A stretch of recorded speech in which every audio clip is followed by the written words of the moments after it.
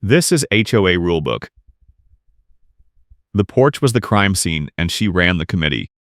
You are not allowed to ignore the process. That was the first thing Heather Caldwell screamed at me in the Desert Palms Community Association clubhouse parking lot, her voice cutting through the morning air like a fire alarm. She stood between me and the entrance, one hand raised like a traffic cop, the other clutching a clipboard with a stack of identical letters and matching envelopes. I had just pulled in to drop off a maintenance request, and now the HOA secretary was telling me I was banned. I work as a nurse in San Jose, California, and I had moved into Desert Palms 8 months earlier after a rough financial year. The community was gated, clean, and affordable if you followed the rules. The HOA ran tight, and Heather Caldwell was the board secretary who made sure everyone knew it. She was middle-aged, always wore that tan rain jacket with the hood up even when it was not raining, and she carried a loud whistle on a cheap lanyard like she was ready to blow the play dead at any second. I stopped a few feet from her and put my hands up in a calm gesture. "Why am I banned?" I asked. She jabbed the clipboard toward me. "Things have been going missing from the clubhouse," she said, "and you are the common denominator." I felt my stomach drop. "Missing how?" I said. She did not blink. "A set of smart lock batteries and tools from the clubhouse closet," she said. "We have reason to believe you took them." I actually laughed, more out of shock than anything. "I have never even been inside that closet," I said. Heather leaned in, her whistle swinging forward. "I have a process and you will follow it," she said. That was her line, the one she used every time someone questioned her. I heard it at board meetings, in the neighborhood chat, and now here in the parking lot. She blew the whistle once, hard, and I flinched. "You are lucky I am not harsher," she said, her voice dropping into something colder. "I could have called the police already, but I am giving you a chance to pay restitution and enter a payment plan." I stared at her. "A payment plan for what?" I said. "I did not take anything." She smiled, thin and tight. "A vendor identified you," she said. I felt my pulse spike. "What vendor?" I asked. She shook her head. "I am not required to disclose that until you comply with the process." That was the moment I knew this was not a mistake. This was a setup. I asked why only my street was being accused, and she snapped that I was being defensive. The way she said it made my skin crawl, like she had been waiting for me to push back so she could write it down. She tapped her pen on the clipboard. "You have until midnight tonight to contact management and agree to the payment plan," she said. "Or we suspend your gate access. No entry, no exit. You will be locked out of your own home." I opened my mouth to argue, but she was already walking away, the whistle bouncing on her chest.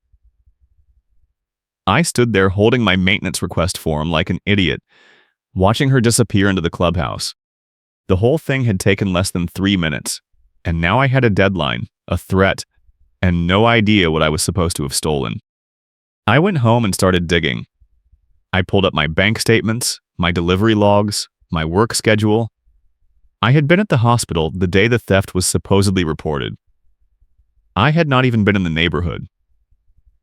I checked the community portal and found the incident report Heather had filed. It was vague, just a line about missing property and a reference to street-level complaints. No names, no witnesses, no vendor. Just a case number and a demand that I respond within 24 hours. The neighbor chat was already turning on me. Someone had posted a screenshot of Heather's notice with my address partly visible, and the replies were brutal. People I had waved to at the mailbox were now calling me a thief. One person said they had seen me near the clubhouse at odd hours. Another said their package had gone missing last month, and now it made sense. I wanted to defend myself, but I knew anything I said would be used against me. So I stayed quiet and kept digging. I called the management office and got voicemail. I left a message asking for clarification on the accusation and the vendor claim. Then I sent a follow-up email with my work schedule attached. I was rebuilding my finances after a bad year, and I could not absorb bogus fees or penalties. If Heather pushed this through, it would wreck my budget and my reputation in the community. By afternoon, I still had not heard back from management. I drove to the clubhouse to see if I could talk to someone in person. The parking lot was empty except for a white security van idling near the entrance. As I got out of my car, the driver stepped out.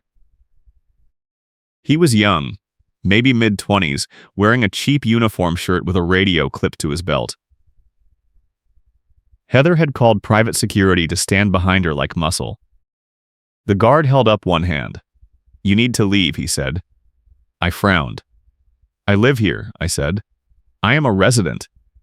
He shook his head. "I have instructions that you are not allowed on clubhouse property pending an investigation." I felt my face flush. "Instructions from who?" I asked. He tapped his radio. "From the board secretary. She said you are a liability." I took a breath and kept my voice level. "I need to speak to management," I said. "Can you let them know I am here?" He looked uncomfortable. "They are not in today," he said. "You can call tomorrow." I asked if he knew anything about the theft accusation. He shifted his weight. "Look, man," he said, "I just do what I am told. But between you and me, this is the third time this month she has called us out here for something like this." He did not say more, but the way he said it made me think Heather had a habit of using security as a prop. I left before it escalated, but I took a photo of the security van and the guard for my records. Back home, I checked my doorbell camera footage. I have a video doorbell that records the front porch and part of the walkway. I scrolled back 2 weeks and found something interesting. On the day Heather claimed the theft happened, my camera caught a delivery driver dropping off a package at 10 in the morning. An hour later, it caught someone in a tan rain jacket walking up my driveway, picking up the package and walking away. The figure had their hood up and their face was angled away from the camera, but I recognized the whistle on the lanyard. I saved the clip and sent it to my own email. Then I checked the mailbox cluster area. We have a shared mailbox set up near the front gate, and there are cameras mounted on the light poles nearby. I walked over and looked at the angle. One camera pointed directly at the package drop zone. If someone had been opening boxes there, the footage would show it. I called the management office again, and this time I got through to a staff member named Diane. I explained the situation and asked if I could request the mailbox camera footage. She sighed. "Heather already submitted a formal complaint," she said. "You are supposed to go through the enforcement process." I told her I had proof that I was being framed, and I needed the footage to clear my name. She hesitated. "I can pull the request," she said, "but it will take a few days. We have to send it to the vendor." A few days was too long. My deadline was midnight. I asked if there was any way to expedite it, and she said no. Then she said something that stopped me cold.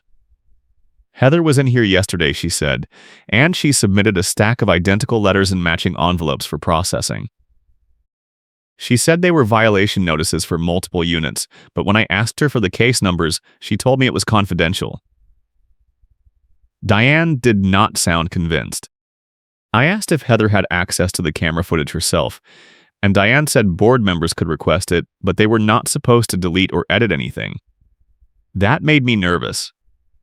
If Heather had access, she could have already scrubbed the footage that showed her stealing my package or anyone else's. I needed another angle. I remembered that the clubhouse had a supply closet where the batteries and tools were kept. If Heather had stolen them, maybe there was a sign-in log or a key checkout system. I called Diane back and asked. She checked. "We do have a log," she said, "but it is paper-based. It is kept in a binder in the closet." I asked if she could check it for me. She said she would try, but she could not promise anything before my deadline. If you are enjoying this wild HOA saga, hit that like button and subscribe for more neighborhood drama and justice stories. By evening, I still had not heard back from Diane. I checked the neighborhood chat again and saw that someone had posted a photo of the clubhouse closet with the door open and the battery shelf empty. The caption said, "This is what happens when people steal from the community." The comments were vicious. One person tagged my address and said I should be ashamed. Another said the HOA should press charges. I felt my chest tighten. This was spinning out of control, and I had less than 6 hours before my gate access was suspended. I decided to go back to the mailbox cluster and see if I could find any witnesses. It was almost dark, and the area was empty except for one neighbor I recognized from a few doors down. His name was Rick, and he had a truck with a dash cam that faced the mailbox area when he parked. I walked over and knocked on his window. He rolled it down and looked wary. "I know this is random," I said, "but do you have dash cam footage from last week?" He frowned. "Why?" he asked. I explained the accusation and the timeline. He thought for a second, then nodded. "Yeah, I keep a rolling 7 days," he said. "Let me check." He pulled up his dash cam app on his phone and scrolled through the clips. After a minute, he stopped. "Here," he said, and turned the screen toward me. The footage showed the mailbox cluster area in the late afternoon. A figure in a tan rain jacket with the hood up was standing near one of the open boxes, pulling out a small package and tucking it into a shopping bag. The figure looked around, then walked toward the clubhouse. The timestamp matched the day Heather filed her report. Rick whistled low. "That is messed up," he said. "You want me to send you this?" I nodded. "Please," I said. He airdropped the clip to my phone. "I also have footage from 2 weeks ago," he said. "Same person, same jacket. She has been doing this for a while." I thanked him and asked if he would be willing to give a statement if it came to that. He hesitated. "I do not want to get dragged into HOA drama," he said. "But if you need a witness, I will back you up." That was enough. I had 2 pieces of video evidence now, one from my doorbell and one from Rick's dashcam. I just needed something that directly tied Heather to the clubhouse theft. I drove to the management office first thing the next morning. Diane was at the front desk, and she looked stressed. "I brought the footage," I said, "and I need you to see this before Heather escalates." She glanced at her computer. "Heather is already here," she said quietly. "She is in the back with the property manager right now." My stomach dropped. "What is she doing?" I asked. Diane lowered her voice. "She brought a rolling file cart full of paperwork," she said. "She is trying to get them to approve a formal enforcement action against you before you can dispute it." I asked if I could wait, and Diane nodded. "Sit tight," she said. I sat in the lobby and pulled out my phone. I opened the doorbell footage and the dashcam clip and made sure they were both saved to my cloud. Then I checked my email. Diane had sent me a scan of the clubhouse supply log. It was messy, with half the entries incomplete, but one line stood out. 2 weeks ago, someone had checked out a set of batteries and tools with the initials HC. The checkout time was 10 minutes before my doorbell camera caught the figure in the tan jacket. I forwarded the scan to my own email, and then I heard a voice from the back hallway. That was Heather. She was arguing with someone, her voice rising.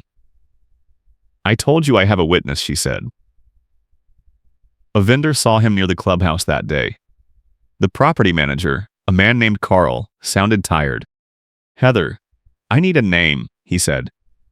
"You cannot file a formal complaint without identifying the witness." Heather snapped back. "I am protecting their identity for safety reasons," she said. "He already threatened me in the parking lot yesterday." That was a lie. I had never threatened her. I stood up, and Diane shot me a warning look. Carl came out of the hallway first, followed by Heather dragging the rolling file cart behind her like it was a courtroom exhibit. She saw me and stopped. Her face went red. "What are you doing here?" she said. Carl held up one hand. "Heather, let me handle this," he said. He turned to me. We need to resolve this quickly, he said. Do you have anything that disputes the accusation? I pulled out my phone and opened the doorbell footage. I have video of someone in a tan rain jacket taking a package from my porch the same day you filed the report, I said. And I have dashcam footage of the same person taking packages from the mailbox cluster area. I also have the supply log showing that someone with the initials HC checked out the missing items. I looked directly at Heather. Your initials. Heather opened her mouth, then closed it. Carl took my phone and watched the clips. His expression shifted from confused to angry. Heather, he said slowly, is this you in the footage? She shook her head fast. That could be anyone, she said. You cannot see the face. I pointed to the whistle. How many people in this community wear a loud whistle on a cheap lanyard, I said. Carl looked at Heather. She was wearing the whistle right then. Diane stepped forward from the desk. I also pulled the portal audit log, she said, and handed Carl a printout. Heather accessed the mailbox camera footage 3 times last week, she said, and each time she downloaded clips and then deleted them from the server. Carl stared at the printout. Heather, is this true? He asked. She grabbed the edge of the file cart. I was doing my job, she said. I was investigating theft. You are supposed to notify management before accessing shared footage, Carl said. You know that. Heather tried to pivot.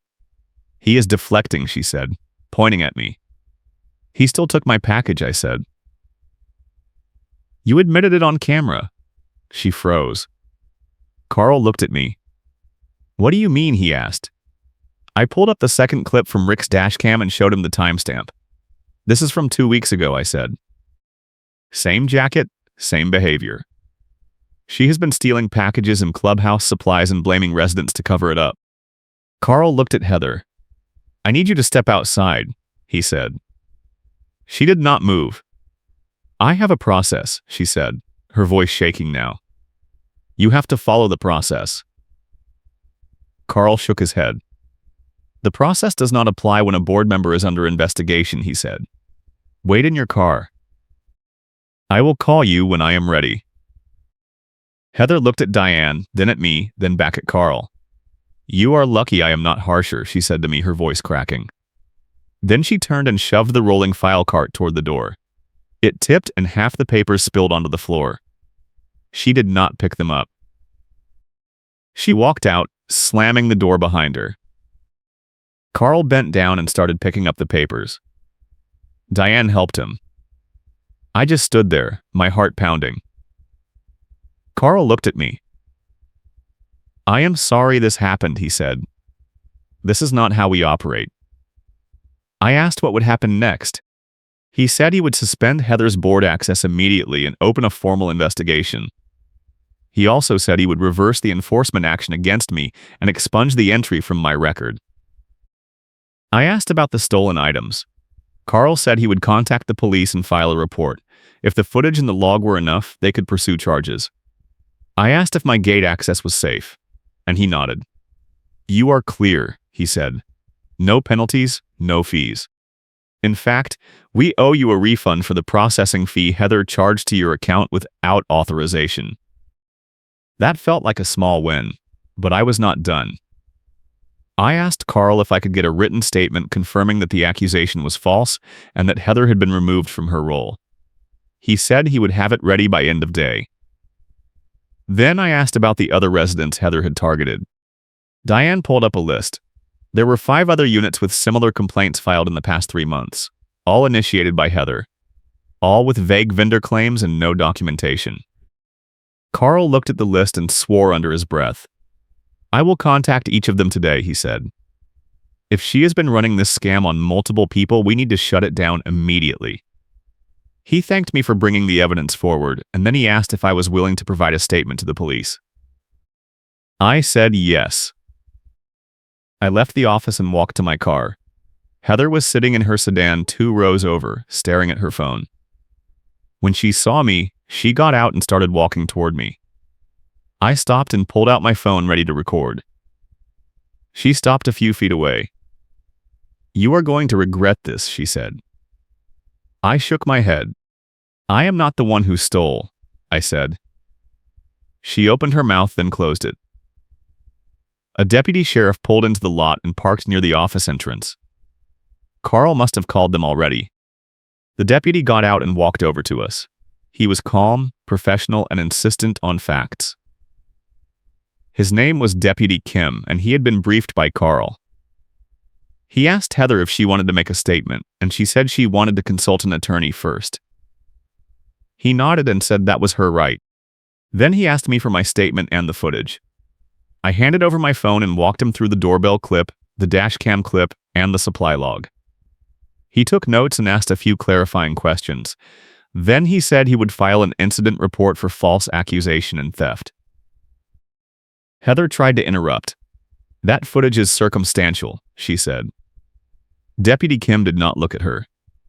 "Ma'am, you can provide your statement at the station if you want," he said, "but right now I am gathering facts." She crossed her arms and stayed quiet. He finished his notes, then handed me a business card with a case number written on the back. "You will get a copy of the report in a few days," he said. "If you need it for any civil action, just reference this number." I thanked him and asked if Heather would face charges. He said that was up to the district attorney, but the evidence was strong. Then he walked over to Heather and asked her to come to the station to give her side of the story. She refused and said she would have her attorney contact them. He nodded and left. Heather got in her car and drove away without looking at me. I went home and checked the neighborhood chat. Someone had already posted that Heather had been suspended from the board, and the replies were a mix of shock and vindication. A few people apologized to me directly. One person said they had suspected Heather was behind the missing packages but were afraid to say anything because she controlled the enforcement process. Another person shared a screenshot of a violation notice they had received from Heather with no valid case number attached. It turned out she had been issuing fake notices to pressure people into paying fees that did not exist. Over the next few days, the investigation expanded. Carl contacted the 5 other residents Heather had targeted, and 4 of them came forward with similar stories. One had been accused of parking violations that were never photographed. Another had been fined for landscaping issues that did not match the HOA rules. A third had been threatened with a lien over unpaid fees that were later found to be fabricated. The pattern was clear. Heather had been using her position to run a small-scale extortion and theft ring, and she had been covering her tracks by deleting footage and falsifying reports. The HOA hired an outside auditor to review all of Heather's actions over the past year.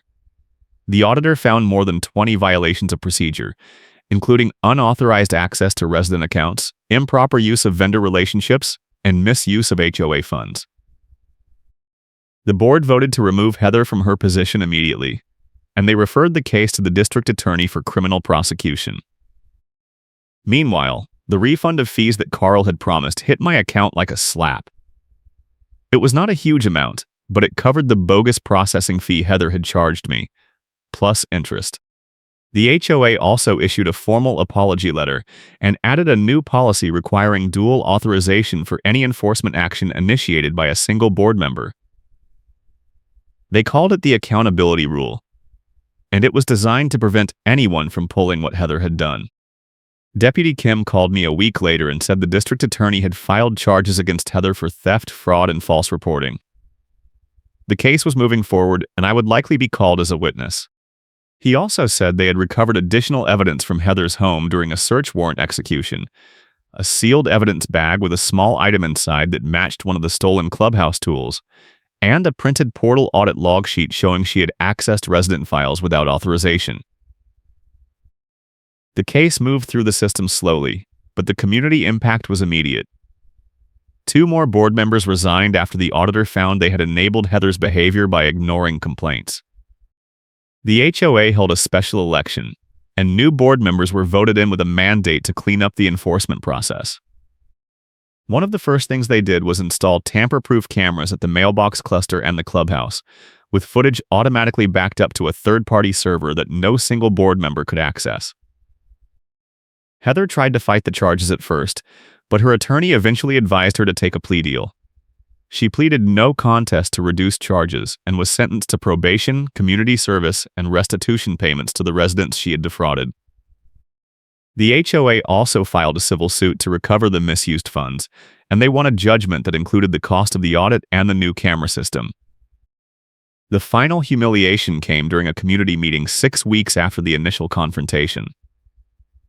The new board president read a formal statement outlining the investigation findings and the steps the HOA was taking to prevent future abuses. Then Carl, the property manager, stood up and announced that management had completed a full review of all pending enforcement actions. He handed me a written correction letter while a room full of residents watched. The letter stated that the theft accusation against me was false, that Heather had fabricated evidence, and that the HOA had reversed the enforcement action and expunged the entry from my record. He apologized on behalf of the association and thanked me for standing up and providing the evidence that exposed the corruption. Heather was sitting in the back row, required to attend as part of her probation terms.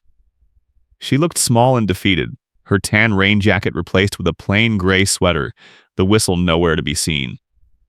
When Carl finished speaking, a few residents clapped. One person stood up and said they were glad the truth had come out. Another said they hoped the new board would keep the association transparent and accountable. Heather did not say a word. She left as soon as the meeting ended, and I never saw her in the neighborhood again. The neighborhood chat slowly returned to normal. People posted about lost pets, upcoming events, and landscaping tips. My name stopped appearing in the threads and the anger directed at me evaporated. A few neighbors reached out privately to apologize for jumping to conclusions, and I accepted. I understood how easy it was to believe someone in authority, especially when they sounded confident and had a process. Rick, the neighbor with the dash cam, became a friend. We started having coffee on weekends, and he told me he was glad he had saved that footage. "You never know when you will need proof," he said. I agreed. The whole experience had taught me that documentation was everything. Without the doorbell camera, the dash cam, and the supply log, I would have been railroaded by Heather's lies. The system only worked when you had evidence to back up your side of the story. The new board implemented several reforms over the following months. They required all enforcement actions to be reviewed by at least 2 board members before being sent to residents. They set up a transparent complaint process with documented case numbers and response timelines. They also hired a third-party compliance auditor to review board actions quarterly. The changes were not flashy, but they made a real difference. Residents felt safer reporting issues, and the board was more accountable. As for me, I kept my head down and focused on my work at the hospital. The whole ordeal had been exhausting, and I was relieved it was over.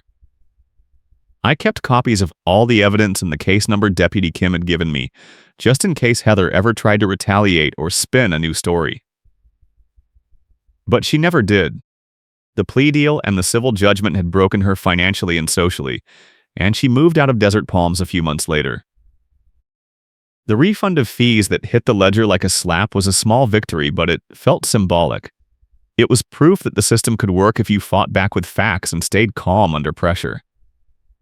The HOA reversed the enforcement action and expunged the entry from my record, which cleared my name officially.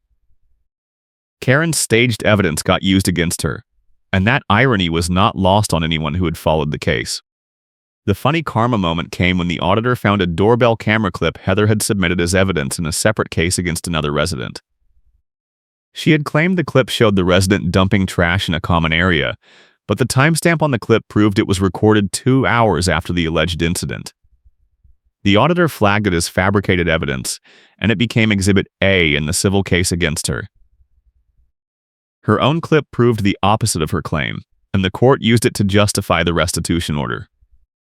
I still live in Desert Palms. The community has calmed down, and the new board is doing a decent job. I see the same neighbors at the mailbox cluster, and we wave. Nobody mentions Heather anymore. It is like she was erased from the collective memory, which is probably what she deserves. The sealed evidence bag and the printed portal audit log sheet are still part of the open case file, and they serve as a reminder that even small-time crooks leave trails if you know where to look. Looking back, the whole thing was surreal.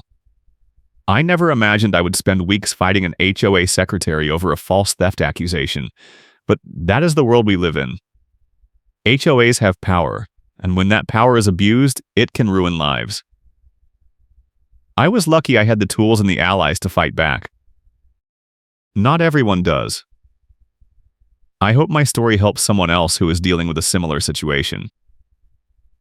Document everything, stay calm, and do not let anyone intimidate you into accepting a lie. I hope your HOA stays reasonable.